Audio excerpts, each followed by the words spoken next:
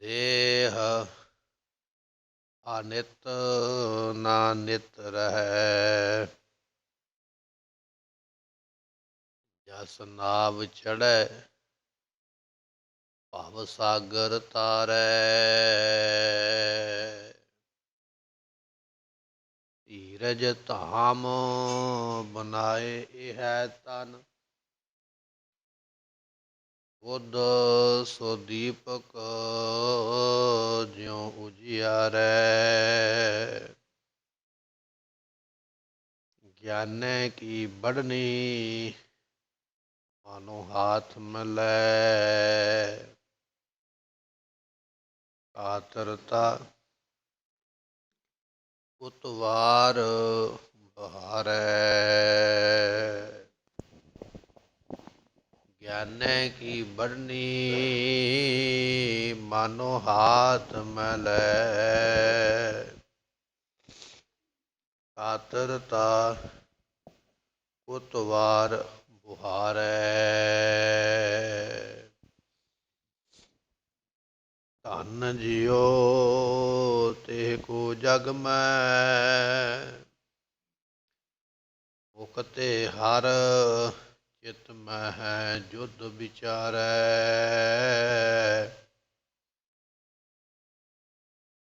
ਸੂਰਾ ਸੋ ਪਹਿਚਾਨੀਐ ਜੋ ਲਰੈ ਦੀਨ ਕੇ ਹੇਤ। ਪੁਰਜਾ ਪੁਰਜਾ ਕਟ ਮਰੈ ਕਬਹੂ ਨਾ ਛਾਡੈ ਖੇਤ। ਸੁਕਾਉ ਟਲ ਗੁਰ ਸੇਵੀਐ ਐਨਸ ਸਹਿਜ ਸੁਭਾਏ। ਦਰਸ਼ਨ ਪਰਸਿਐ ਗੁਰੂ ਕੇ ਜਨਮ ਮਰਨ ਦੁਖ ਜਾਏ। ਹੋਐ ਸਿਫਤ ਖਸਮ ਦੀ ਨੂਰ ਅਰਸੋਂ ਕੁਰਸੋਂ ਝਟੀਐ। ਤੁਧ ਡਿਠੇ ਸੱਚੇ ਪਾਤਸ਼ਾਹ ਮਲ ਜਨਮ ਜਨਮ ਦੀ ਕਟੀਐ। ਡਿਠੇ ਸੱਚੇ ਪਾਤਸ਼ਾਹ ਮਲ ਜਨਮ ਜਨਮ ਦੀ ਕਟੀਐ।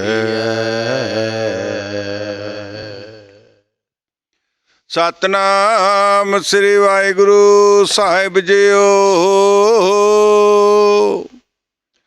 ਤਨਾਸਰੀ ਮਹਲਾ ਪੰਜਵਾ।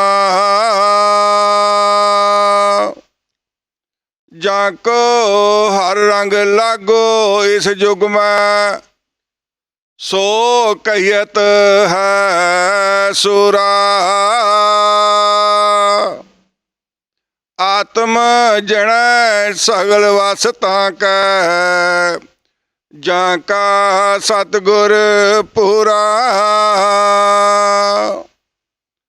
ਠਾਕੁਰ ਗਾਈਐ ਆਤਮ ਰੰਗ।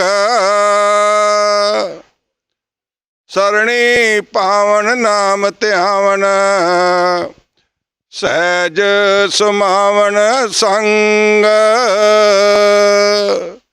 ਜਾਂ ਕੋ ਹਰ ਰੰਗ ਲਾਗੋ ਇਸ ਜੁਗ ਮੈਂ। ਸੋ ਕਹੀਅਤ ਹੈ ਸੂਰਾ। ਵਾਹਿਗੁਰੂ ਜੀ ਕਾ ਖਾਲਸਾ ਵਾਹਿਗੁਰੂ ਜੀ ਕੀ ਫਤਿਹ। ਵਾਲੀਏ ਕੁਲ ਆਲਮ ਸਰਵਰੇ ਕਾਇਨਾਤ। ਪਤਿਤ ਪਾਵਨ ਸਤਿਗੁਰੂ ਗਰੀਬ ਨਵਾਜ। ਗੁਰੂ ਗ੍ਰੰਥ ਸਾਹਿਬ ਜੀਆਂ ਦੀ ਪਾਵਨ ਪਵਿੱਤਰ ਹਜ਼ੂਰੀ ਅੰਦਰ ਸੁਭਾਏਮਾਨ ਹੋ ਰਹੀ ਗੁਰੂ ਕੀ ਸੰਗਤ। ਸਤਿਗੁਰਾਂ ਨੇ ਅੰਮ੍ਰਿਤ ਵੇਲੇ ਦੇ ਸੁਭਾਗੇ ਸਮੇਂ ਬਖਸ਼ਿਸ਼ ਕੀਤੇ। ਆਪ ਸੰਗਤਾਂ ਅੰਮ੍ਰਿਤ ਵੇਲੇ ਤੋਂ ਸਤਿਗੁਰਾਂ ਦੀ ਗੁਰਬਾਣੀ ਸਰਵਣ ਕਰਕੇ ਨਿਤਨੇਮ ਕਰਕੇ ਆਪਣੇ ਮਨੁੱਖਾ ਜਨਮ ਦੇ ਭਾਰੀ ਲਾਭ ਪ੍ਰਾਪਤ ਕੀਤੇ। ਆਓ ਕੁਝ ਸਮੇਂ ਲਈ ਆਪਣੇ ਮਨ ਦਾ ਧਿਆਨ ਟਿਕਾਈਏ ਸਤਿਗੁਰਾਂ ਦੀ ਅੰਮ੍ਰਿਤ ਬਾਣੀ ਦੀ ਵਿਚਾਰ ਆਪਾਂ ਸਰਵਣ ਕਰੀਏ। ਮਿਲ ਕੇ ਆਖੀਏ ਸਤਨਾਮ ਸ੍ਰੀ ਵਾਹਿਗੁਰੂ ਸਾਹਿਬ ਜੀ। ਸਤਨਾਮ ਸ੍ਰੀ ਵਾਹਿਗੁਰੂ ਸਾਹਿਬ ਜੀਓ। ਤਨਾਸਰੀ ਮਹੱਲਾ ਪੰਜਵਾਂ। ਪੰਚਮ ਗੁਰਦੇਵ ਸਾਹਿਬ ਗੁਰੂ ਅਰਜਨ ਦੇਵ ਮਹਾਰਾਜ ਜੀਆਂ ਦਾ ਇਹ ਆਪਾਂ ਸ਼ਬਦ ਸਰਵਣ ਕਰਨ ਜਾ ਰਹੇ ਹਾਂ।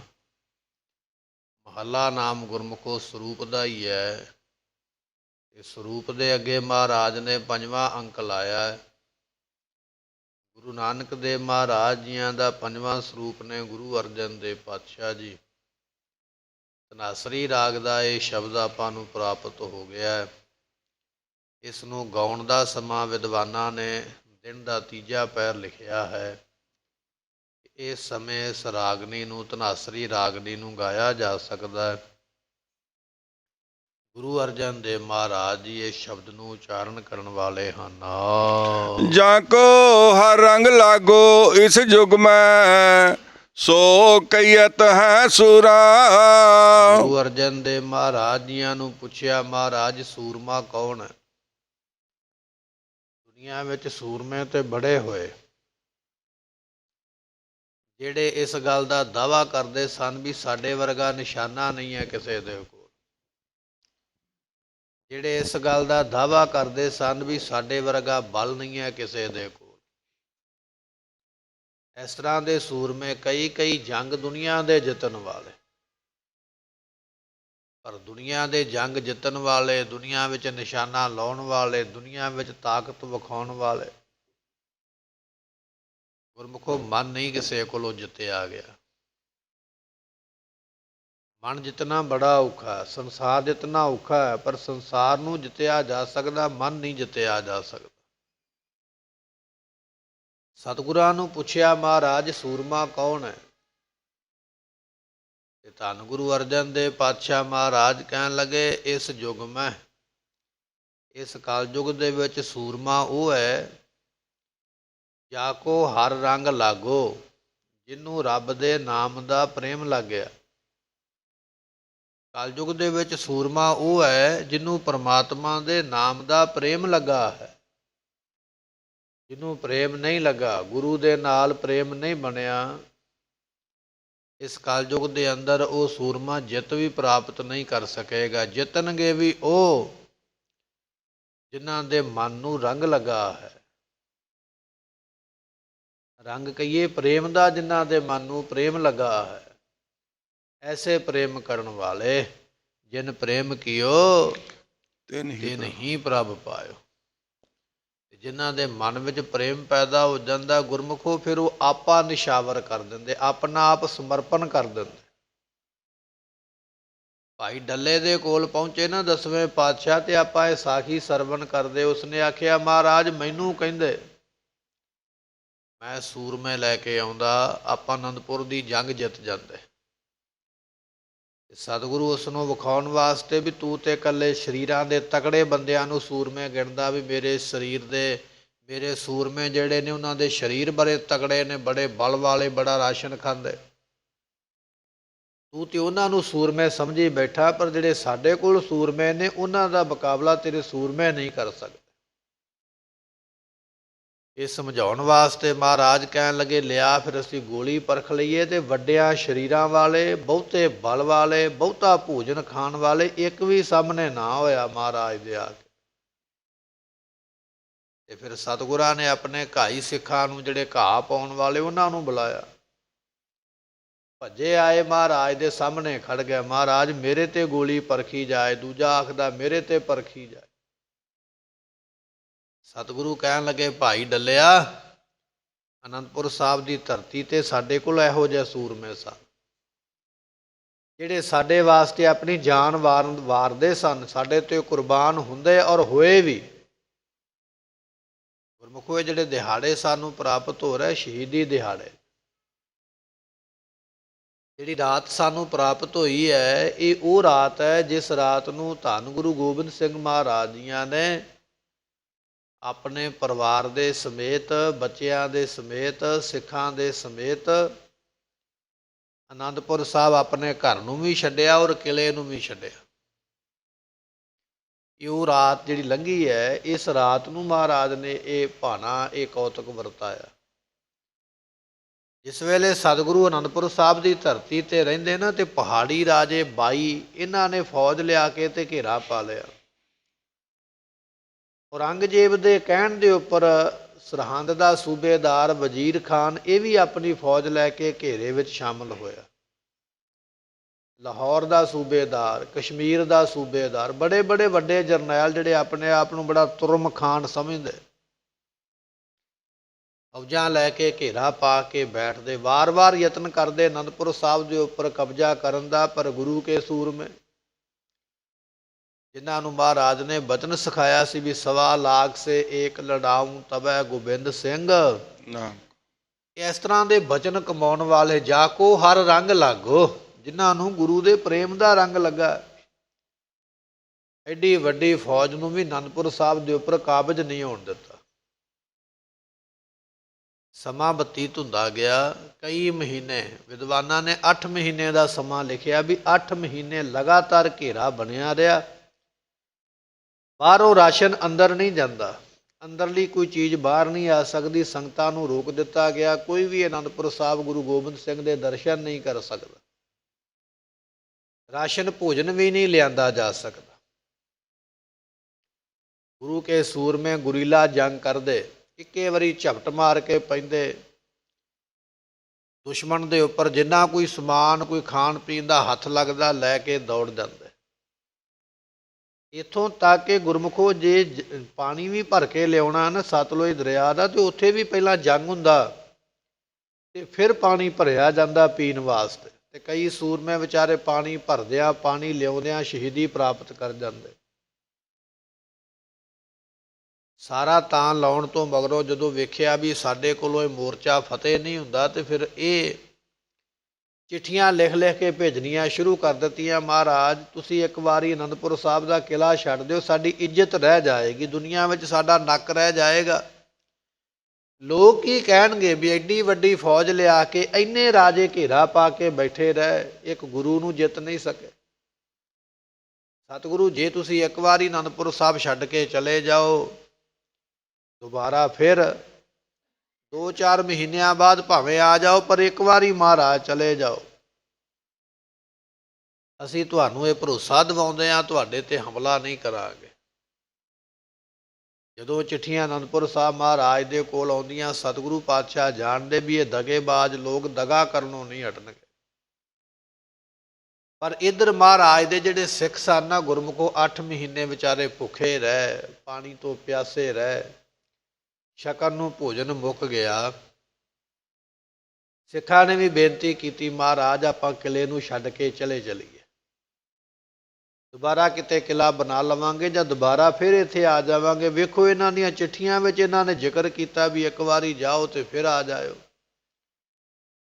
ਸਤਿਗੁਰਾਂ ਨੇ ਕੌਤਕ ਵਰਤਾਉਣ ਵਾਸਤੇ ਨਾ, ਵਿਖਾਉਣ ਵਾਸਤੇ, ਸਿੱਖਾਂ ਦਾ ਇਹ ਭਰਮ ਦੂਰ ਕਰਨ ਵਾਸਤੇ ਮਹਾਰਾਜ ਨੇ ਕੁਝ ਖੱਚਰਾਂ ਮੰਗਾਈਆਂ, ਖੋਤੇ ਮੰਗਾਏ ਕੁਝ। ਉਹਨਾਂ ਦੇ ਉੱਪਰ ਬੋਰੇ ਲੱਦ ਲੱਦ ਕੇ ਲਿੱਦ ਦੇ, ਟੁੱਟੀਆਂ ਜੁੱਤੀਆਂ ਦੇ, ਕੁਝ ਹੱਡ ਵਗੈਰਾ, ਹੋਰ ਜਿਹੜੀ ਇਸ ਤਰ੍ਹਾਂ ਦਾ ਕੋਈ ਗੰਦਗੀ ਹੈ ਨਾ, ਭਰ ਕੇ ਬੋਰੇ, ਖੁਰਜੀਆਂ ਬਣਾ ਬਣਾ ਕੇ ਉਹਨਾਂ ਗਧਿਆਂ ਦੇ ਉੱਪਰ, ਖੱਚਰਾਂ ਦੇ ਉੱਪਰ ਲੱਦਿਆ। ਤੇ ਇਹਨਾਂ ਬੋਰਿਆਂ ਦੇ ਉੱਪਰ ਬੜੇ ਬੜੇ ਸੋਹਣੇ ਕੱਪੜੇ ਮਹਿੰਗੇ ਪਾ ਦਿੱਤੇ, ਉੱਪਰੋਂ ਵਿਖਾਉਣ ਵਾਸਤੇ ਵੀ ਥੱਲੇ ਮਹਾਰਾਜ ਦਾ ਖਜ਼ਾਨਾ ਚੱਲਿਆ। ਸਤਿਗੁਰਾਂ ਨੇ ਸੁਨੇਹਾ ਭੇਜਿਆ, ਕਹਿਣ ਲੱਗੇ ਪਹਿਲਾਂ ਸਾਡਾ ਖਜ਼ਾਨਾ ਜਾਵੇਗਾ, ਫਿਰ ਅਸੀਂ ਜਾਵਾਂਗੇ। ਉਸੇ ਵੇਲੇ ਹਾਂ ਕਰ ਦਿੱਤੀ, ਠੀਕ ਹੈ। ਮਹਾਰਾਜ ਨੇ ਜਿਹੜੇ ਸੇਵਾਦਾਰ, ਖੱਚਰਾਂ ਨੂੰ ਹਿੱਕਣ ਵਾਲੇ, ਖੋਤਿਆਂ ਨੂੰ ਚਲਾਉਣ ਵਾਲੇ ਸਨ, ਉਹਨਾਂ ਨੂੰ ਹੁਕਮ ਦਿੱਤਾ ਵੀ ਲੈ ਜਾਓ ਇਹਨਾਂ ਨੂੰ। ਤੇ ਸਿੱਖਾਂ ਨੂੰ ਲੈ ਕੇ ਆ ਮਹਾਰਾਜ ਜੀ ਉੱਚੀ ਕੰਧ ਤੋਂ ਵੇਖਦੇ ਰਹਿ, ਕਹਿਣ ਲੱਗੇ ਵੇਖਿਓ, ਜਿਹੜੇ ਕਹਿੰਦੇ ਸਨ ਵੀ ਤੁਹਾਡੇ ਤੇ ਹਮਲਾ ਨਹੀਂ ਕਰਾਂਗੇ, ਤੁਹਾਨੂੰ ਕੁਝ ਨਹੀਂ ਕਵਾਂਗੇ,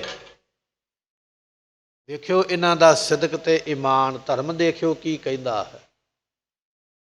ਤੇ ਜਦੋਂ ਗੁਰਮੁਖੋ ਖਚਰਾ ਸਮਾਨ ਦੀਆਂ ਲੱਦੀਆਂ ਕਿਲੇ ਤੋਂ ਥੱਲੇ ਉਤਰੀਆਂ, ਅਨੰਦਪੁਰ ਸਾਹਿਬ ਤੋਂ ਬਾਹਰ ਨਿਕਲੀਆਂ, ਜਿਹੜੇ ਕਹਿੰਦੇ ਸਨ ਵੀ ਹਮਲਾ ਨਹੀਂ ਕਰਾਂਗੇ, ਤੁਹਾਡੇ ਨਾਲ ਦਗਾ ਨਹੀਂ ਕਰਾਂਗੇ, ਵਿਸ਼ਵਾਸਘਾਤ ਨਹੀਂ ਕਰਾਂਗੇ, ਅਸੀਂ ਆਪਣਾ ਵਚਨ ਪੂਰਾ ਕਰਾਂਗੇ, ਦੌੜ ਕੇ ਪੈ ਗਏ ਉਹਨਾਂ ਖੱਚਰਾਂ ਦੇ ਵੱਲ ਨੂੰ, ਆਪੋ ਆਪਣੇ ਤੰਬੂਆਂ ਦੇ ਵਿੱਚ, ਆਪੋ ਆਪਣੇ ਟਿਕਾਣਿਆਂ ਤੇ ਲੈ ਗਏ।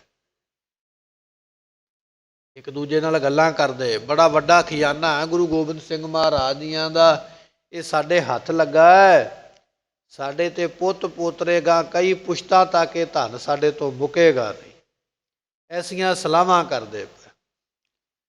ਤੇ ਜਦੋਂ ਗੁਰਮੁਖੋਂ ਖੋਲੇ ਨਾ ਬੋਰੇ, ਤੇ ਵਿੱਚੋਂ ਲਿੱਧ, ਟੁੱਟੇ ਹੋਏ ਛਿੱਤਰ, ਹੋਰ ਗੰਦਗੀ ਵਿਸ਼ਟਾ ਨਿਕਲੀ ਹੈ, ਹੱਥ ਵੀ ਗੰਦੇ ਕੀਤੇ, ਈਮਾਨ ਵੀ ਗੰਦਾ ਕਰ ਲਿਆ।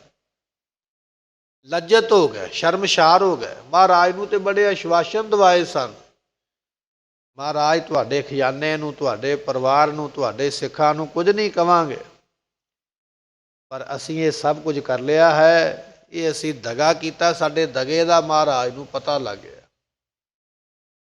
ਸਤਿਗੁਰਾਂ ਨੇ ਸਿੱਖਾਂ ਨੂੰ ਵਿਖਾਇਆ, ਕਹਿਣ ਲੱਗੇ ਵੇਖੋ ਜਿਨ੍ਹਾਂ ਤੇ ਤੁਸੀਂ ਯਕੀਨ ਕਰਦੇ ਪਏ ਸੀ ਉਹਨਾਂ ਦੇ ਇਹ ਈਮਾਨ ਨੇ।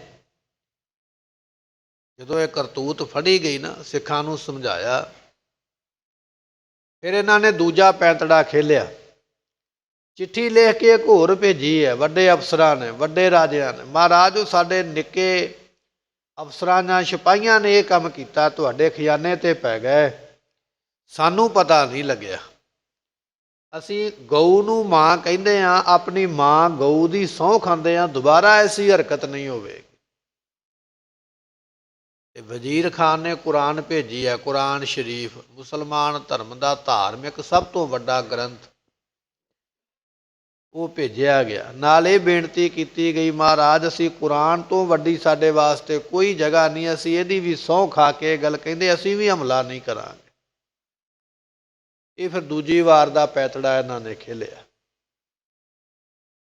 ਆਟੇ ਦੀਆਂ ਬਣੀਆਂ ਗਾਵਾਂ, ਕੁਰਾਨ ਰੱਖੇ ਹੋਏ, ਜਦੋਂ ਇਹਨਾਂ ਦੇ ਵਿਅਕਤੀ ਪਹੁੰਚੇ ਨਾ ਮਹਾਰਾਜ ਦੇ ਕੋਲ, ਤੇ ਸਤਿਗੁਰੂ ਤੇ ਜਾਣਦੇ ਸਨ ਵੀ ਝੂਠੀਆਂ ਹੀ ਸਹੁੰਆਂ ਨੇ ਇਹਨਾਂ ਦੀਆਂ, ਪਹਿਲਾਂ ਵੀ ਤੇ ਐਸੀਆਂ ਗੱਲਾਂ ਕਰਦੇ ਸਨ, ਹੁਣ ਵੀ ਉਹੋ ਜਿਹੇ ਬਚਨ ਕਰਦੇ ਪਏ। ਪਰ ਸਿੱਖਾਂ ਨੇ ਵਾਰ-ਵਾਰ ਆਖਿਆ, ਕਹਿਣ ਲੱਗੇ ਮਹਾਰਾਜ ਵੇਖੋ ਇਸ ਵੇਲੇ ਤੇ ਇਹਨਾਂ ਨੇ ਧਰਮ ਦੀ ਸਹੁੰ ਖਾ ਲਈ ਹੈ, ਹਿੰਦੂ ਗਊ ਨੂੰ ਮਾਂ ਮੰਨਦੇ ਨੇ, ਪਵਿੱਤਰ ਮੰਨਦੇ, ਉਹਨਾਂ ਨੇ ਗਾਂ ਦੀ ਸਹੁੰ ਖਾ ਕੇ ਆਖਿਆ ਰਾਜਿਆਂ ਨੇ ਵੀ ਅਸੀਂ ਹਮਲਾ ਨਹੀਂ ਕਰਾਂਗੇ। ਮੁਸਲਮਾਨ ਕੁਰਾਨ ਸ਼ਰੀਫ ਨੂੰ ਪਵਿੱਤਰ ਮੰਨਦੇ ਨੇ, ਉਹ ਕਹਿੰਦੇ ਅਸੀਂ ਵੀ ਹਮਲਾ ਨਹੀਂ ਕਰਾਂਗੇ। ਇਹ ਸਹੁੰਆਂ ਭੇਜਦੇ ਪਏ ਨੇ, ਆਪਾਂ ਇੱਕ ਵਾਰੀ ਕਿਲ੍ਹਾ ਛੱਡੀਏ ਮਹਾਰਾਜ, ਇੱਥੇ ਬਹੁਤ ਜ਼ਿਆਦਾ ਦੁੱਖ ਮੁਸੀਬਤ ਹੈ, ਸਾਡੇ ਸਰੀਰਾਂ ਦੇ ਉੱਪਰ ਲੈਣ ਵਾਸਤੇ ਕੋਈ ਮੋਟਾ ਕੱਪੜਾ ਕੋਲ ਨਹੀਂ ਰਿਹਾ, ਠੰਡ ਬੜੀ ਹੈ, ਪੀਣ ਵਾਸਤੇ ਪਾਣੀ ਦੀ ਬਹੁਤ ਵੱਡੀ ਦਿੱਕਤ ਹੈ, ਛਕਣ ਵਾਲਾ ਭੋਜਨ ਤੇ ਰਹਿ ਹੀ ਨਹੀਂ ਗਿਆ। ਮਹਾਰਾਜ ਅਸੀਂ ਤੇ ਰੁੱਖਾਂ ਦੇ ਪੱਤੇ, ਛੱਕ ਵਗੈਰਾ ਲਾ ਕੇ ਵੀ ਖਾ ਲਏ, ਭੁੱਖ ਨੇ ਬਹੁਤ ਦੁੱਖ ਦਿੱਤਾ ਹੋਇਆ। ਦੁੱਖ ਵਿਛੋੜਾ, ਇੱਕ ਦੁੱਖ ਭੂਖ, ਇੱਕ ਦੁੱਖ ਸਖਤ ਵਾਰ ਜਮ ਦੂਤ। ਇਹ ਗੁਰੂ ਗ੍ਰੰਥ ਸਾਹਿਬ ਦਾ ਬਚਨ ਹੈ ਕਿ ਭੁੱਖ ਦਾ ਦੁੱਖ ਦੁਨੀਆ ਵਿੱਚ ਸਭ ਤੋਂ ਵੱਡਾ ਮੰਨਿਆ। ਭੁੱਖ ਦੇ ਸਾਹਮਣੇ ਕੋਈ ਦੁਨੀਆ ਦਾ ਪਦਾਰਥ ਨਹੀਂ ਹੈ, ਐਡੀ ਵੱਡੀ ਮੁਸੀਬਤ ਭੁੱਖ ਦੀ ਹੈ। ਵਾਰ-ਵਾਰ ਸਿੱਖ ਬੇਨਤੀਆਂ ਕਰਦੇ, ਮਹਾਰਾਜ ਚਲੇ ਚੱਲੀਏ। ਸਤਿਗੁਰੂ ਪਾਤਸ਼ਾਹ ਨੇ ਸਮਝਾਇਆ, ਕਹਿਣ ਲੱਗੇ ਵੀ ਝੂਠੇ ਵਾਅਦੇ, ਝੂਠੀਆਂ ਸਹੁੰਆਂ। ਪਰ ਇਹਨਾਂ ਸਿੱਖਾਂ ਨੇ ਫਿਰ ਮਿਲ ਕੇ ਮਾਤਾ ਸਾਹਿਬ, ਮਾਤਾ ਗੁਜਰੀ ਜੀਆਂ ਨੂੰ ਬੇਨਤੀ ਕੀਤੀ, ਮਾਤਾ ਜੀ ਤੁਹਾਡੇ ਪੁੱਤਰ ਤੁਹਾਡਾ ਬਚਨ ਮੰਨਣਗੇ, ਆਪ ਜੀ ਕਿਰਪਾ ਕਰੋ, ਉਹਨਾਂ ਨੂੰ ਕਹੋ ਵੀ ਆਪਾਂ ਨੂੰ ਯਕੀਨ ਕਰਕੇ ਇੱਥੋਂ ਚੱਲ ਪੈਣਾ ਚਾਹੀਦਾ। ਮਾਤਾ ਗੁਜਰੀ ਜੀਆਂ ਨੇ ਵੀ ਬੇਨਤੀ ਕੀਤੀ, ਪੁੱਤਰ ਸਤਿਗੁਰੂ ਸਿੱਖ ਇਹ ਗੱਲ ਕਹਿੰਦੇ ਪਏ, ਸਿੱਖਾਂ ਦਾ ਬਚਨ ਮੰਨਣਾ ਚਾਹੀਦਾ। ਰਾਜੇ ਵੀ ਇਹ ਗੱਲ ਕਹਿੰਦੇ ਪਏ, ਵਜ਼ੀਰ ਖਾਨ ਵੀ ਇਹ ਗੱਲ ਕਹਿੰਦਾ ਪਿਆ ਵੀ ਅਸੀਂ ਹਮਲਾ ਨਹੀਂ ਕਰਾਂਗੇ, ਆਪਾਂ ਇੱਥੋਂ ਇੱਕ ਵਾਰੀ ਚਲੇ ਚੱਲੀਏ, ਦੁਬਾਰਾ ਫਿਰ ਇੱਥੇ ਸਮਾਂ ਮਿਲੇਗਾ ਤੇ ਆ ਜਾਵਾਂਗੇ। ਸਤਿਗੁਰਾਂ ਨੇ ਸੁਣੇ ਬਚਨ, ਬਹੁਤ ਆਤ ਸਿੱਖ ਕਹਿੰਦੇ ਜਾਣ ਵਾਸਤੇ। ਥੋੜ੍ਹੇ ਸਿੱਖ ਇਹ ਗੱਲ ਕਹਿੰਦੇ ਵੀ ਮਹਾਰਾਜ ਜਿਵੇਂ ਤੁਸੀਂ ਕਹੋਗੇ ਅਸੀਂ ਉਸੇ ਤਰ੍ਹਾਂ ਹੀ ਕਰਾਂਗੇ। ਸਤਿਗੁਰੂ ਪਾਤਸ਼ਾਹ ਮਹਾਰਾਜ ਜੀਆਂ ਨੂੰ ਉਸ ਵੇਲੇ ਇਹਨਾਂ ਦੀ ਸਹਿਮਤੀ ਲੈਣ ਵਾਸਤੇ ਕਹਿਣ ਲੱਗੇ ਪਰਚੀਆਂ ਪਾਓ। ਜਿਹੜੇ ਜਾਣ ਵਾਲੇ ਨੇ ਉਹ ਲਿਖ ਦਿਓ ਪਰਚੀ ਦੇ ਉੱਪਰ ਵੀ ਮਹਾਰਾਜ ਜਾਣਾ ਚਾਹੀਦਾ, ਜਿਹੜੇ ਰਹਿਣ ਵਾਲੇ ਨੇ ਉਹ ਲਿਖ ਦਿਓ ਵੀ ਰਹਿਣਾ ਚਾਹੀਦਾ। ਗੁਰਮੁਖੋ ਜਦੋਂ ਮਹਾਰਾਜ ਜੀਆਂ ਨੇ ਇਹ ਬਹੁਮਤ ਲੈਣ ਵਾਸਤੇ ਇਹ ਸਲਾਹ ਦਿੱਤੀ ਨਾ ਸਿੱਖਾਂ ਨੂੰ, ਤੇ ਉਹ ਜਦੋਂ ਪਰਚੀਆਂ ਪਾਈਆਂ ਗਈਆਂ ਉਹਨਾਂ ਪਰਚੀਆਂ ਦੀ ਗਿਣਤੀ ਕੀਤੀ ਗਈ ਤੇ ਬਹੁਤਾਤ ਸਿੱਖਾਂ ਦੀ ਸਲਾਹ ਇਹ ਸੀ ਵੀ ਮਹਾਰਾਜ ਆਪਾਂ ਨੂੰ ਇੱਥੋਂ ਕਿਲ੍ਹਾ ਛੱਡ ਕੇ ਜਾਣਾ ਚਾਹੀਦਾ। ਤੇ ਬਹੁਤ ਥੋੜ੍ਹੇ ਸਿੱਖਾਂ ਦੀ ਇਹ ਵਿਚਾਰ ਸੀ ਵੀ ਮਹਾਰਾਜ ਜਿਵੇਂ ਤੁਸੀਂ ਕਹੋਗੇ ਅਸੀਂ ਤੁਹਾਡੇ ਹੁਕਮ ਦੇ ਵਿੱਚ, ਭਾਣੇ ਦੇ ਵਿੱਚ ਜਿਵੇਂ ਆਪ ਜੀ ਦਾ ਹੁਕਮ ਹੋਵੇਗਾ ਉਸੇ ਤਰ੍ਹਾਂ ਕਰਾਂਗੇ। ਗੁਰਮੁਖੋ ਸੁੱਖ ਦੇ ਵਿੱਚ ਭਾਣਾ ਮੰਨਣਾ ਬੜਾ ਸੌਖਾ, ਭਾਣਾ ਨਾ ਵੀ ਹੋਵੇ ਤਾਂ ਵੀ ਅਸੀਂ ਮੰਨੀ ਜਾਂਦੇ, ਸੁੱਖ ਮਿਲਦਾ ਪਿਆ ਨਾ। ਪਰ ਦੁੱਖ ਦੇ ਵਿੱਚ ਭਾਣਾ ਮੰਨਣਾ ਬੜਾ ਔਖਾ, ਮੁਸੀਬਤ ਵਿੱਚ ਭਾਣਾ ਮੰਨਣਾ ਬੜਾ ਹੀ ਔਖਾ, ਬੜਾ ਕਠਿਨ ਹੈ। ਰਾਮ ਕਸੌਟੀ ਸੋ ਸਹੈ ਜੋ ਮਰ ਜੀਵਾ ਹੋਏ। ਸਤਿਗੁਰਾਂ ਨੇ ਬਹੁਮਤ ਵੇਖਿਆ ਜਾਣ ਵਾਲਿਆਂ ਦਾ। ਮਹਾਰਾਜ ਕਹਿਣ ਲੱਗੇ ਠੀਕ ਹੈ ਭਾਈ, ਅਸੀਂ ਤੁਹਾਨੂੰ ਖੁਦ ਮੁਖਤਿਆਰੀ ਦਿੱਤੀ ਹੈ, ਜਾਣ ਵਾਲਿਆਂ ਦੀ ਗਿਣਤੀ ਜ਼ਿਆਦਾ ਹੈ, ਰਹਿਣ ਵਾਲਿਆਂ ਦੀ ਗਿਣਤੀ ਘੱਟ ਹੈ। ਜੇ ਜਾਣ ਵਾਲਿਆਂ ਦੀ ਗਿਣਤੀ ਜ਼ਿਆਦਾ ਹੈ ਤੇ ਚਲੋ ਫਿਰ ਆਪਾਂ ਇੱਥੋਂ ਚੱਲਣ ਦਾ ਤਿਆਰੀ ਕਰੀਏ।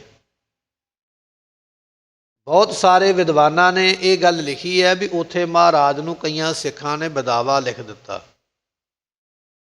ਵਿਦਾਵੇ ਵਿੱਚ ਇਹ ਗੱਲ ਲਿਖ ਦਿੱਤੀ ਗਈ ਵੀ ਮਹਾਰਾਜ ਤੁਸੀਂ ਸਾਡੇ ਗੁਰੂ ਨਹੀਂ, ਅਸੀਂ ਤੁਹਾਡੇ ਸਿੱਖ ਨਹੀਂ।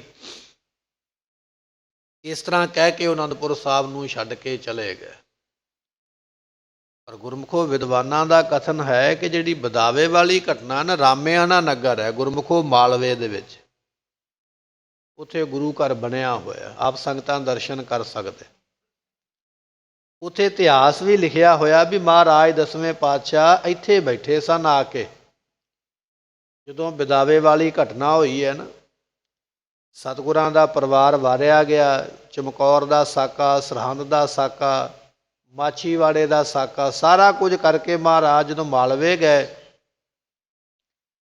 ਤੇ ਮਾਲਵੇ ਦੇ ਵਿੱਚ ਕੁਝ ਮਾਝੇ ਦੇ ਲੋਕ ਜਿਹੜੇ ਨੰਬਰਦਾਰ ਸਨ, ਚੌਧਰੀ ਸਨ, ਮੋਹਤਬਾਰ ਸਨ, ਸਰਕਾਰਾਂ ਨਾਲ ਜਿਨ੍ਹਾਂ ਦੀ ਗੱਲਬਾਤ ਸੀ, ਉਹ ਆ ਕੇ ਵੱਡਾ ਜਥਾ ਲੈ ਕੇ ਮਹਾਰਾਜ ਨੂੰ ਪਰਚਾਉਣੀ ਕਰਨ ਵਾਸਤੇ ਮਿਲੇ, ਅਫਸੋਸ ਕਰਨ ਵਾਸਤੇ ਵੀ ਤੁਹਾਡੇ ਪੁੱਤਰ ਸ਼ਹੀਦ ਹੋ ਗਏ, ਮਾਤਾ ਜੀ ਸ਼ਹੀਦ ਹੋ ਗਏ, ਸਾਨੂੰ ਬੜਾ ਦੁੱਖ ਲੱਗਾ, ਇਹ ਗੱਲ ਕਹਿਣ ਵਾਸਤੇ ਆ ਕੇ ਮਿਲੇ ਸਨ। ਤੇ ਸਤਿਗੁਰੂ ਪਾਤਸ਼ਾਹ ਛੱਡ ਦਿਓ ਜੰਗ ਦਾ ਖਿਆਲ, ਅਸੀਂ ਤੁਹਾਡੀ ਬਾਦਸ਼ਾਹ ਦੇ ਨਾਲ ਸੁਲ੍ਹਾ ਕਰਵਾ ਦਿੰਦੇ ਹਾਂ, ਔਰੰਗਜ਼ੇਬ ਦੇ ਨਾਲ। ਤੇ ਗੁਰੂ ਗੋਬਿੰਦ ਸਿੰਘ ਮਹਾਰਾਜ ਜੀਆਂ ਨੇ ਜਵਾਬ ਦਿੱਤਾ ਸੀ, ਕਹਿਣ ਲੱਗੇ ਉਹ ਪਿੰਡ ਦੇ ਚੌਧਰੀਓ ਤੇ ਨੰਬਰਦਾਰੋ, ਜਿਸ ਦਿਨ ਸਾਡੇ ਪਿਤਾ ਨੂੰ ਸ਼ਹੀਦ ਕੀਤਾ ਗਿਆ, ਸਾਡੇ ਸਾਹਿਬਜ਼ਾਦਿਆਂ ਨੂੰ ਸ਼ਹੀਦ ਕੀਤਾ ਗਿਆ, ਸਾਡੀ ਮਾਤਾ ਜੀ ਠੰਡੇ ਬੁਰਜ ਵਿੱਚ ਬੈਠੇ ਸਨ, ਉਸ ਦਿਨ ਤੁਸੀਂ ਕਿਉਂ ਨਾ ਆਏ ਸਮਝੌਤਾ ਕਰਨ ਵਾਸਤੇ? ਉਦੋਂ ਕਿਉਂ ਨਹੀਂ ਇਹ ਗੱਲ ਕਹੀ ਵੀ ਸਾਡੀ ਸਰਕਾਰ ਤੱਕ ਪਹੁੰਚ ਹੈ? ਅੱਜ ਅਸੀਂ ਸਭ ਕੁਝ ਵਾਰ ਦਿੱਤਾ ਹੈ, ਤੁਹਾਨੂੰ ਇਹ ਗੱਲ ਚੇਤੇ ਆ ਗਈ ਹੈ। ਹੁਣ ਅਸੀਂ ਜੰਗ ਦਾ ਖਿਆਲ ਨਹੀਂ ਛੱਡਾਂਗੇ। ਮਹਾਰਾਜ ਜੇ ਜੰਗ ਦਾ ਖਿਆਲ ਨਹੀਂ ਛੱਡੋਗੇ ਫਿਰ ਅਸੀਂ ਤੁਹਾਡੇ ਨਾਲ ਰਹਿ ਨਹੀਂ ਸਕਦੇ। ਕਿਉਂ?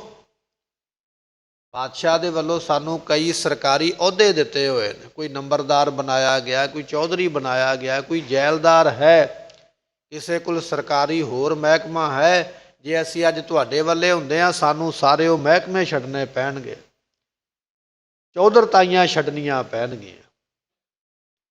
ਸਤਿਗੁਰੂ ਪਾਤਸ਼ਾਹ ਕਹਿਣ ਲੱਗੇ ਕਿਨਾਰਾ ਤੇ ਕਰਨਾ ਪੈਣਾ, ਇੱਕ ਪਾਸੇ ਤੇ ਹੋਣਾ ਪੈਣਾ। ਔਰੰਗਜ਼ੇਬ ਦੀਆਂ ਦਿੱਤੀਆਂ ਸਹੂਲਤਾਂ ਨਹੀਂ ਛੱਡ ਸਕਦੇ, ਗੁਰੂ ਛੱਡ ਦਿਓ, ਜਾਂ ਫਿਰ ਗੁਰੂ ਵਾਸਤੇ ਦੁਨੀਆ ਦੇ ਪਦਾਰਥ ਛੱਡ ਦਿਓ।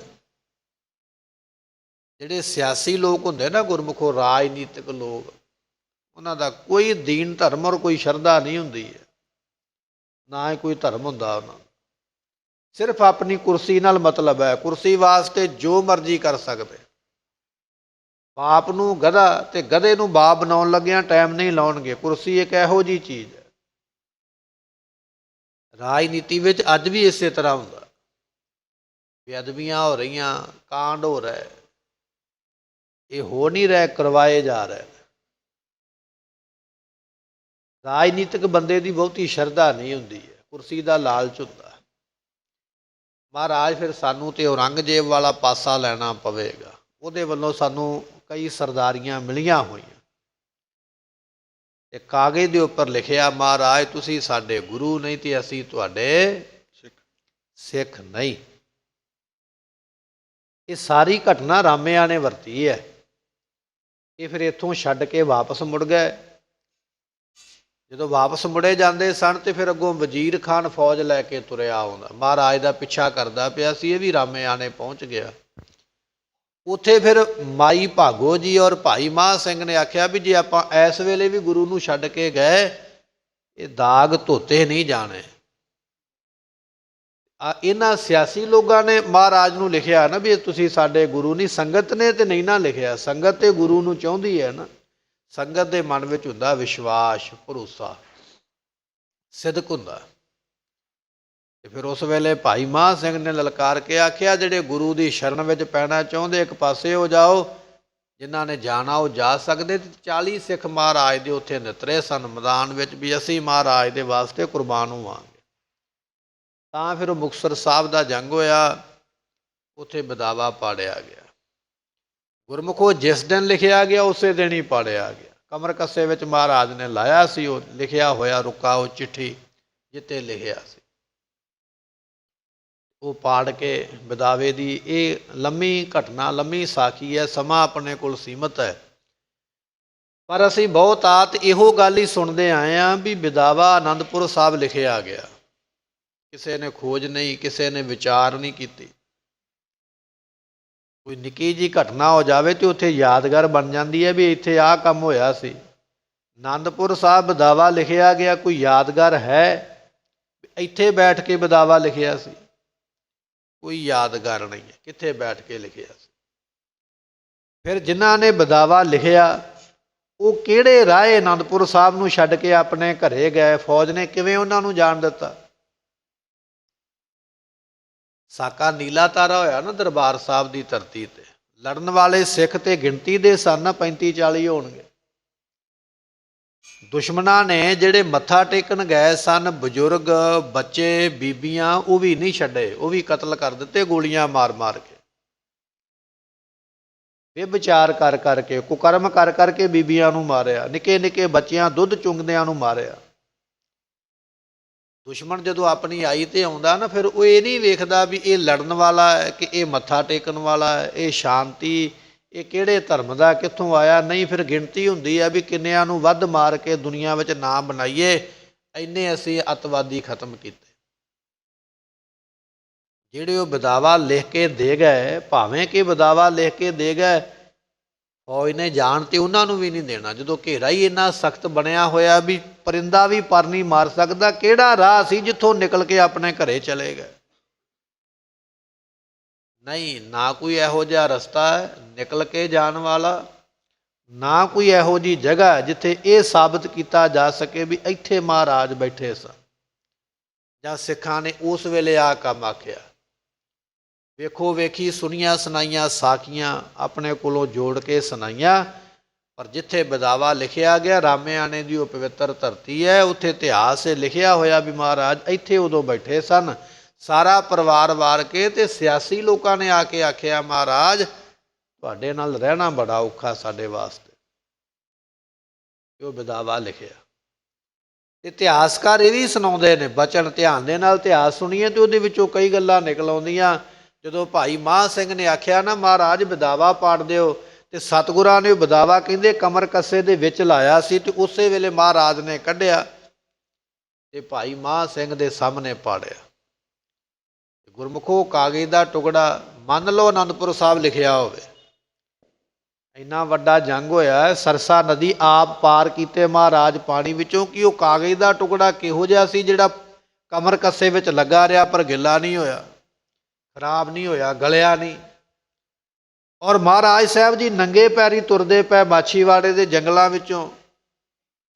ਇੱਥੋਂ ਇਹ ਸਾਬਤ ਹੁੰਦਾ ਵੀ ਮਹਾਰਾਜ ਦੇ ਕੋਲ ਹੋਰ ਕੋਈ ਵਸਤਰ ਨਹੀਂ ਸੀ ਗਲ ਵਿੱਚ ਪਾਉਣ ਵਾਸਤੇ। ਉਹ ਬਦਾਵਾ ਕਿਹੜੀ ਜਗ੍ਹਾ ਤੇ ਰੱਖਿਆ ਸੀ ਮਹਾਰਾਜ ਨੇ, ਜਿਹੜਾ ਇੱਥੋਂ ਆਨੰਦਪੁਰ ਸਾਹਿਬ ਤੋਂ ਚੱਲਿਆ ਤੇ ਉਹ ਮੁਕਤਸਰ ਸਾਹਿਬ ਤੱਕ ਇੰਨੇ ਮਹੀਨੇ ਮਹਾਰਾਜ ਨੇ ਸਾਂਭ ਕੇ ਰੱਖ ਛੱਡਿਆ? ਕਿਹੜੀ ਜਗ੍ਹਾ ਸੀ ਉਹ ਸਾਂਭਣ ਵਾਲੀ? ਪੈਰੀ ਪਾਉਣ ਨੂੰ ਤੇ ਜੋੜਾ ਕੋਲ ਨਹੀਂ ਹੈ, ਜੁੱਤੀ ਤੋਂ ਬਿਨਾਂ ਮਹਾਰਾਜ ਤੁਰੇ ਜਾਂਦੇ। ਕਿੱਥੇ ਰੱਖਿਆ ਜਿੱਥੇ ਉਹ ਗਿੱਲਾ ਨਹੀਂ ਹੋਇਆ, ਜਿੱਥੇ ਉਹ ਭਿੱਜਿਆ ਨਹੀਂ, ਜਿੱਥੇ ਉਹ ਗਲਿਆ ਨਹੀਂ, ਜਿੱਥੇ ਉਹ ਗਵਾਚਿਆ ਨਹੀਂ। ਇਹ ਕਈ ਗੱਲਾਂ ਨੇ ਇਤਿਹਾਸ ਦੇ ਵਿੱਚੋਂ ਪੜ੍ਹਾਂਗੇ ਤੇ ਸਾਨੂੰ ਇਹ ਮੰਨਣਾ ਪਵੇਗਾ ਵੀ ਨਹੀਂ, ਉਹ ਘਟਨਾ ਹੋਰ ਸਥਾਨ ਦੀ ਹੈ ਪਰ ਜੋੜ ਦਿੱਤੀ ਗਈ ਅਨੰਦਪੁਰ ਸਾਹਿਬ ਦੇ ਨਾਲ।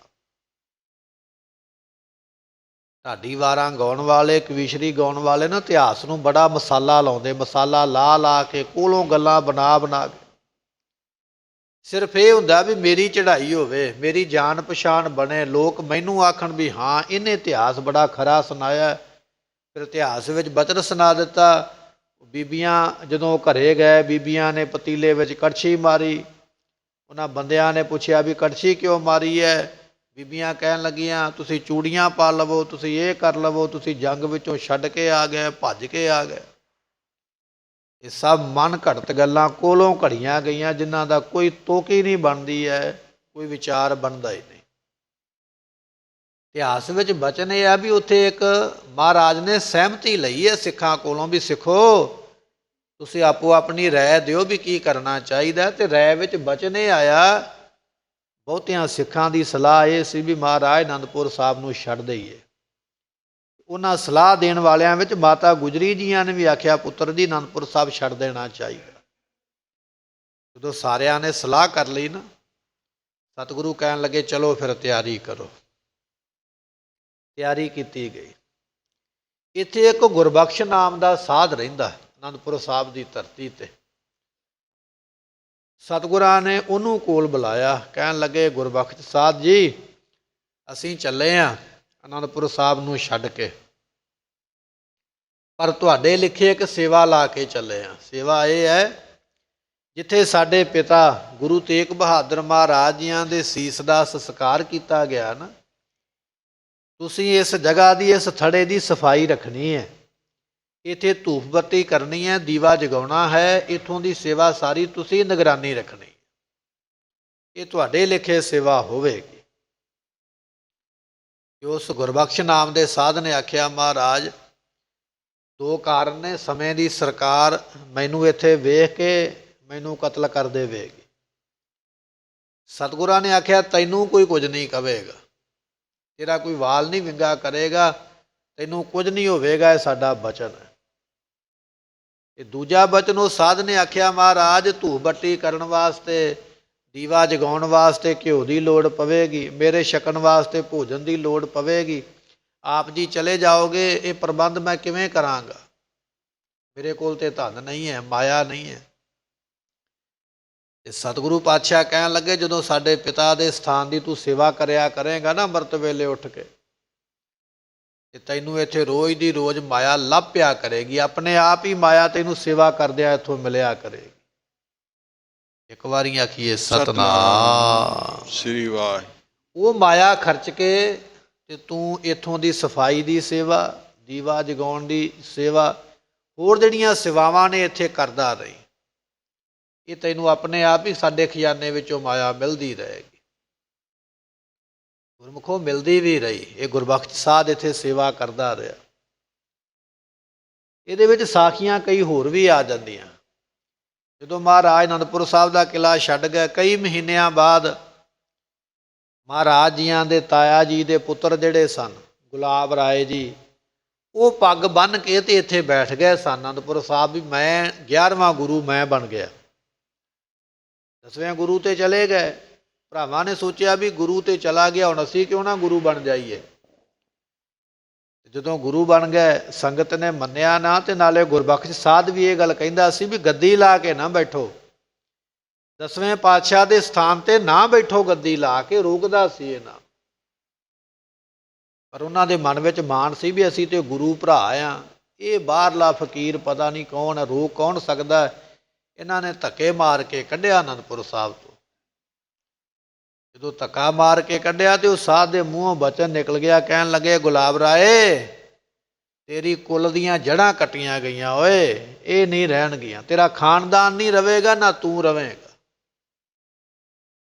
ਗੁਰਮੁਖੋ ਸਾਧੂ ਦੇ ਬਚਨ ਐਸੇ ਪੂਰੇ ਹੋਏ। ਗੁਲਾਬ ਰਾਏ ਦੀ ਜੜ ਵਾਕਿਆ ਬੜੀ ਛੇਤੀ, ਬੜੇ ਥੋੜੇ ਸਮੇਂ ਬਾਅਦ ਹੀ ਸਭ ਕੁਝ ਖਤਮ ਹੋ ਗਿਆ।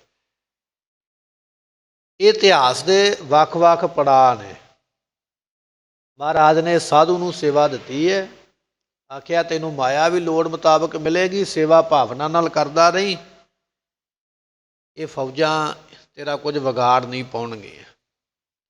ਜਿਹੜੀ ਰਾਤ ਅੱਜ ਲੰਘੀ ਹੈ ਨਾ ਗੁਰਮੁਖੋ, ਇਸ ਰਾਤ ਨੂੰ ਫਿਰ ਮਹਾਰਾਜ ਜੀਆਂ ਨੇ ਆਪਣੇ ਕੁਝ ਸਿੱਖਾਂ ਦੇ ਸਮੇਤ, ਗਿਣਤੀ ਦੇ ਕੁਝ ਸਿੱਖ ਨੇ ਮਹਾਰਾਜ ਦੇ ਨਾਲ, ਉਹਨਾਂ ਨੂੰ ਨਾਲ ਲੈ ਕੇ, ਆਪਣੇ ਪਰਿਵਾਰ ਨੂੰ ਨਾਲ ਲੈ ਕੇ, ਮਾਤਾ ਸਾਹਿਬ ਮਾਤਾ ਗੁਜਰੀ ਜੀ, ਮਾਤਾ ਸਾਹਿਬ ਮਾਤਾ ਸੁੰਦਰੀ ਜੀ, ਮਾਤਾ ਸਾਹਿਬ ਮਾਤਾ ਸਾਹਿਬ ਕੌਰ ਜੀ, ਔਰ ਚਾਰੇ ਮਹਾਰਾਜ ਜੀਆਂ ਦੇ ਸਾਹਿਬਜ਼ਾਦੇ, ਬਾਬਾ ਅਜੀਤ ਸਿੰਘ ਜੀ, ਬਾਬਾ ਜੁਝਾਰ ਸਿੰਘ ਜੀ, ਬਾਬਾ ਜੋਰਾਵਰ ਸਿੰਘ ਜੀ, ਬਾਬਾ ਫਤਿਹ ਸਿੰਘ ਜੀ, ਇਹਨਾਂ ਨੂੰ ਨਾਲ ਲੈ ਕੇ ਮਹਾਰਾਜ ਚੱਲੇ।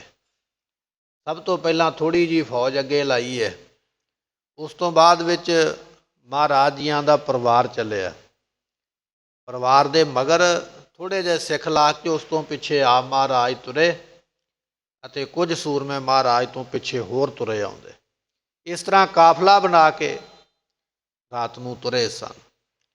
ਜਿਸ ਰਾਤ ਨੂੰ ਮਹਾਰਾਜ ਨੇ ਅਨੰਦਪੁਰ ਸਾਹਿਬ ਨੂੰ ਛੱਡਿਆ, ਠੰਡੀ ਰਾਤ ਹੈ ਅਤੇ ਰਾਤ ਨੂੰ ਮੀਂਹ ਪੈਂਦਾ ਪਿਆ, ਮੀਂਹ ਵਾਲੀ ਰਾਤ ਹੈ। ਜੋ 10ਵੇਂ ਪਾਤਸ਼ਾਹ ਮਹਾਰਾਜ ਜੀ ਛੋਟੇ ਛੋਟੇ ਆਪਣੇ ਪੁੱਤਰਾਂ ਨੂੰ ਲੈ ਕੇ,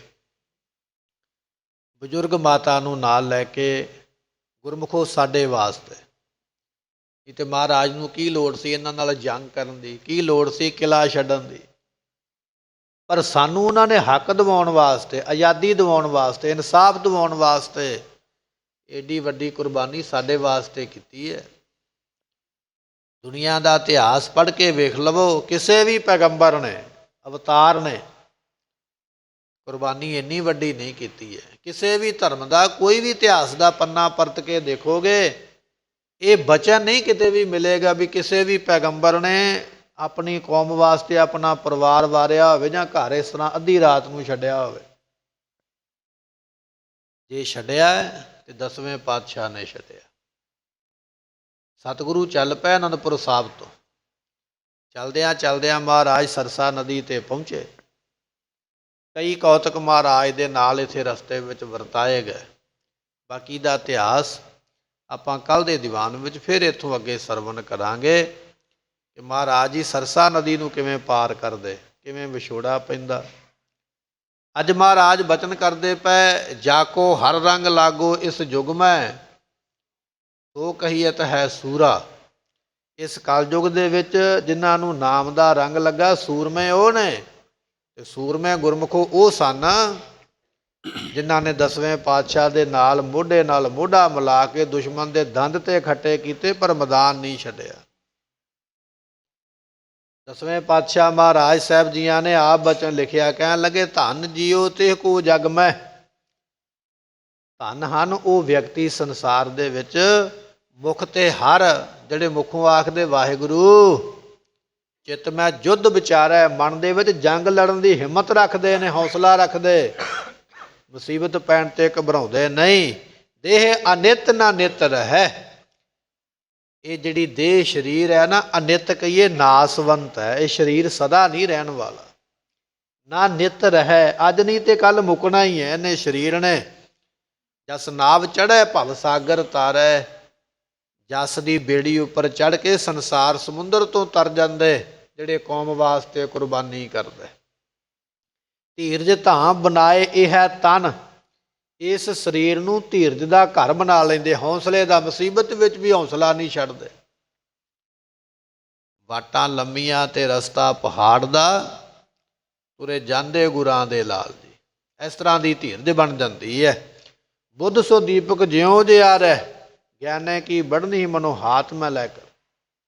ਗਿਆਨੇ ਕੀ ਬੜਨੀ ਮਨੋ ਹਾਥ ਮੈਂ ਲੈ, ਕਾਤਰਤਾ ਕੁਤਵਾਰ ਬੁਹਾਰੈ। ਐਸੇ ਨਹੀਂ ਉਹ ਗੁਰਮੁਖ, ਐਸੀ ਹੈ ਉਹਨਾਂ ਦੀ ਸੋਭਾ। ਸਤਿਗੁਰੂ ਬਖਸ਼ਿਸ਼ ਕਰਦੇ, ਕਹਿਣ ਲੱਗੇ, ਜਾਕੋ ਹਰ ਰੰਗ ਲਾਗੋ ਇਸ ਯੁਗ ਮੈਂ। ਇਸ ਕਲਯੁਗ ਦੇ ਵਿੱਚ ਜਿਨ੍ਹਾਂ ਨੂੰ ਨਾਮ ਦਾ ਰੰਗ ਲੱਗਾ ਹੈ, ਸੋ ਕਹੀਅਤ ਹੈ ਸੂਰਾ। ਸੂਰਮਾ ਵੀ ਉਹਨਾਂ ਨੂੰ ਕਿਹਾ ਜਾਂਦਾ ਹੈ। ਸੂਰਮੇ ਵੀ ਉਹ ਨੇ ਜਿਨ੍ਹਾਂ ਨੂੰ ਗੁਰੂ ਦੇ ਪ੍ਰੇਮ ਦਾ ਰੰਗ ਲੱਗ ਜਾਂਦਾ ਹੈ। ਐਸੀ ਭਾਵਨਾ ਵਾਲੇ ਜਿਹੜੇ ਬਣ ਜਾਂਦੇ ਹਨ। ਆਤਮ ਜਣ ਸਗਲ ਵਸਤਾ ਕੈ, ਜਾਂ ਕਾ ਸਤਿਗੁਰ ਪੂਰਾ। ਜਿਨ੍ਹਾਂ ਨੂੰ ਪੂਰਾ ਗੁਰੂ ਪ੍ਰਾਪਤ ਹੋਇਆ। ਗੁਰਮੁਖੋ ਪੂਰਾ ਗੁਰੂ ਦਸਵੇਂ ਪਾਤਸ਼ਾਹ ਗੁਰੂ ਗੋਬਿੰਦ ਸਿੰਘ ਮਹਾਰਾਜ ਨੇ ਤੇ ਉਸ ਪੂਰੇ ਗੁਰੂ ਦੇ ਮੁਖੋਂ ਬਚਨ ਨਿਕਲਿਆ, ਸਭ ਸਿੱਖਣ ਕੋ ਹੁਕਮ ਹੈ ਗੁਰੂ ਮਾਨਿਓ ਗ੍ਰੰਥ, ਜਾਂ ਫਿਰ ਗੁਰੂ ਗ੍ਰੰਥ ਸਾਹਿਬ ਪਾਤਸ਼ਾਹ ਪੂਰੇ ਗੁਰੂ ਨੇ। ਜਾ ਕਾ ਸਤਿਗੁਰ ਪੂਰਾ, ਜਿਨ੍ਹਾਂ ਨੂੰ ਪੂਰਾ ਗੁਰੂ ਮਿਲਿਆ, ਆਤਮ ਜਿਣੈ, ਉਹਨਾਂ ਨੇ ਆਤਮ ਕਹੀਏ ਮਨ ਜਿੱਤ ਲਿਆ ਆਪਣਾ। ਜਿਹੜਾ ਮਨ ਨਹੀਂ ਨਾ ਕੋਈ ਜਿੱਤ ਸਕਿਆ, ਉਸ ਮਨ ਨੂੰ ਪੂਰੇ ਗੁਰੂ ਨੂੰ ਜਿਨ੍ਹਾਂ ਨੇ ਪਾਲਿਆ, ਉਹ ਸਿੱਖ ਮਨ ਨੂੰ ਜਿੱਤ ਲੈਂਦੇ।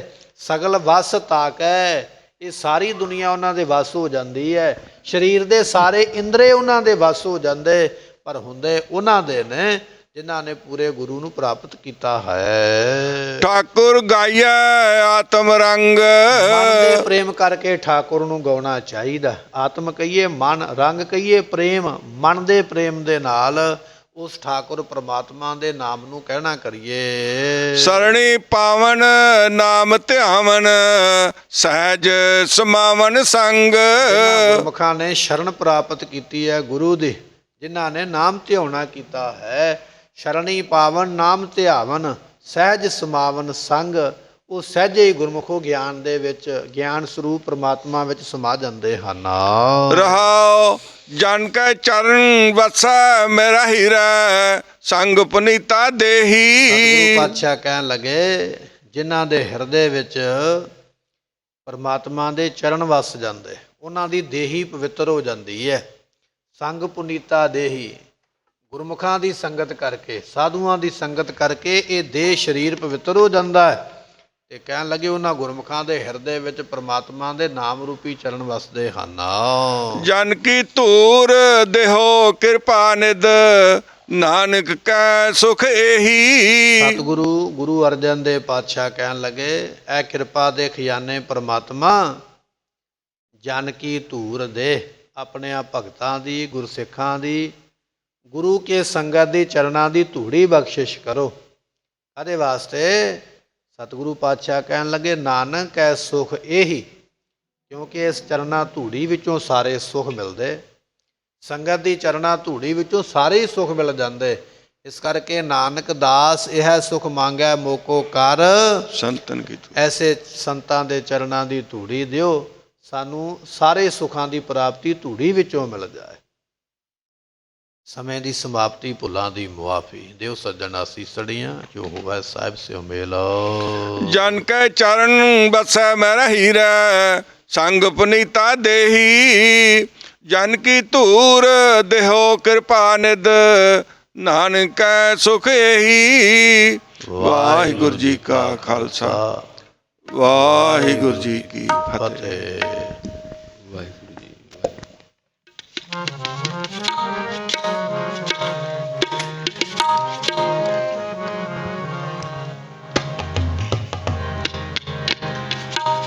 ਸ੍ਰੀ ਵਾਹਿਗੁਰੂ ਸਾਹਿਬ ਜੀ।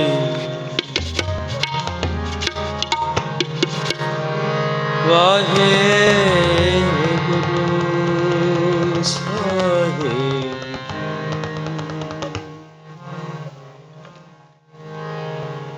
ਮਿੱਤਰ ਪਿਆਰੇ